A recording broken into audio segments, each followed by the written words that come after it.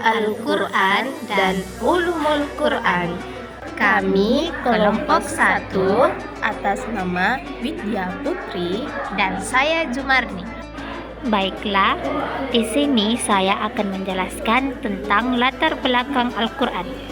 Al-Quran merupakan kalamullah, yaitu kalam Allah yang diturunkan kepada Nabi Muhammad SAW melalui perantara malaikat Jibril. Al-Quran juga itu merupakan mukjizat Muhammad SAW dan sebagai sumber ilmu bagi umatnya, serta dasar-dasar hukum yang mengatur segala hal dalam kehidupan. Ulumul Quran ialah ilmu yang membahas masalah-masalah yang berhubungan dengan Al-Quran dari segi asbabun nuzul, yaitu sebab-sebab turunnya Al-Quran, pengumpulan dan penertiban Al-Quran. Pengetahuan tentang surah-surah Makkah dan Madinah, An-Nasikh wal Mansukh, Al-Muhkam wal Mutasyabih dan lain sebagainya yang berhubungan dengan Quran. Oke guys, selanjutnya kita akan memasuki pembahasan kali ini. Hakikat Al-Quran. Nah, secara bahasa dari kata qira'ah yaitu membaca, berarti bacaan yang diulang-ulang. Secara istilah, firman Allah Subhanahu wa taala yang diwahyukan kepada Nabi Muhammad SAW melalui malaikat Jibril mengandung mukjizat, diturunkan secara mutawatir dan membacanya bernilai ibadah Allah.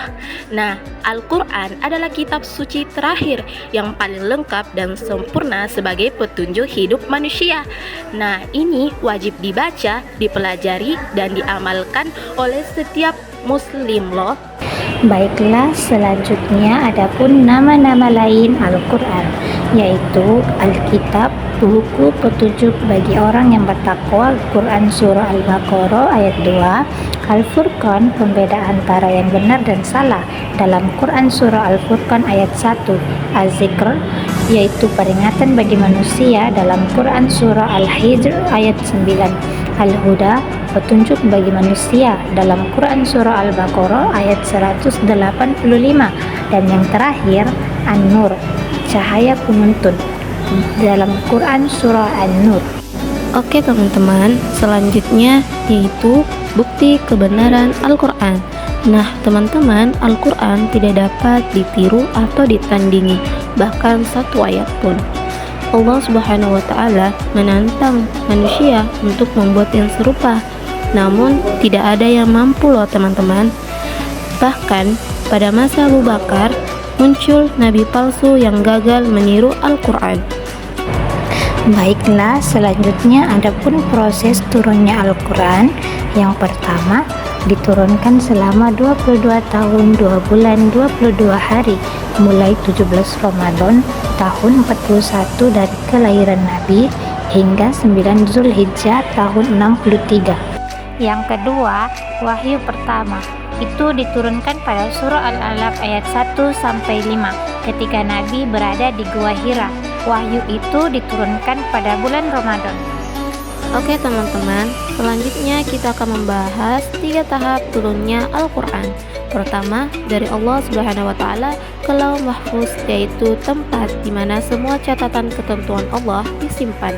Hal ini disebut dalam Quran surah Al-Buruj ayat 21 sampai 22 dan Quran surah Al-Waqiah ayat 77 sampai 80. Kedua, dari Lauh Mahfuz ke Baitul Izzah, yaitu langit dunia.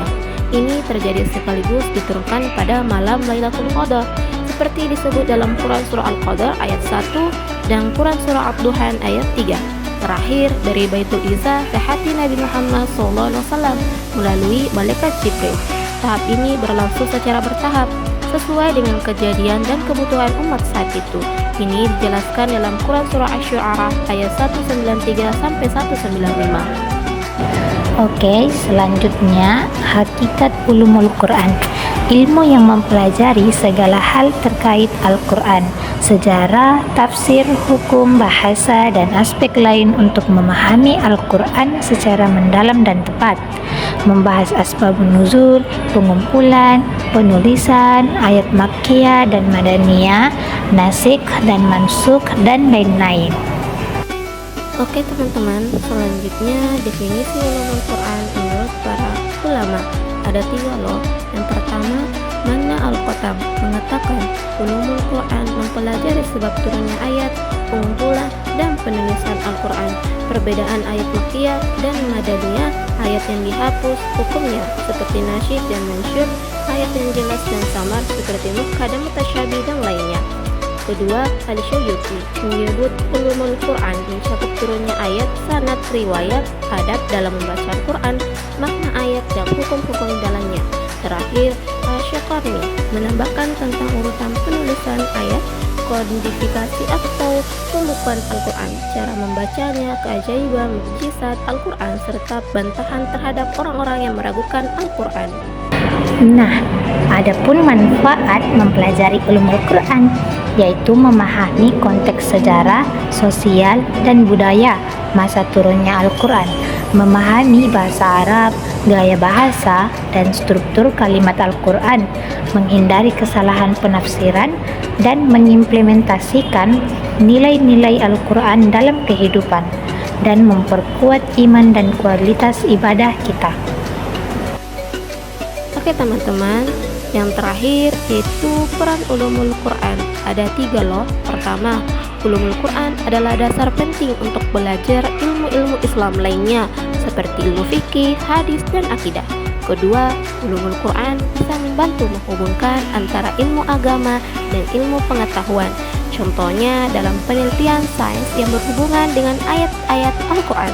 Terakhir, yaitu ilmu ini bisa bikin kita lebih paham isi Al-Quran secara dalam dan menyeluruh, bukan cuma sekedar dibaca, tapi juga dimaknai. Baiklah, itulah presentasi dari kami. Sekian, terima kasih. Ubur-ubur ikan lele, jangan lupa like.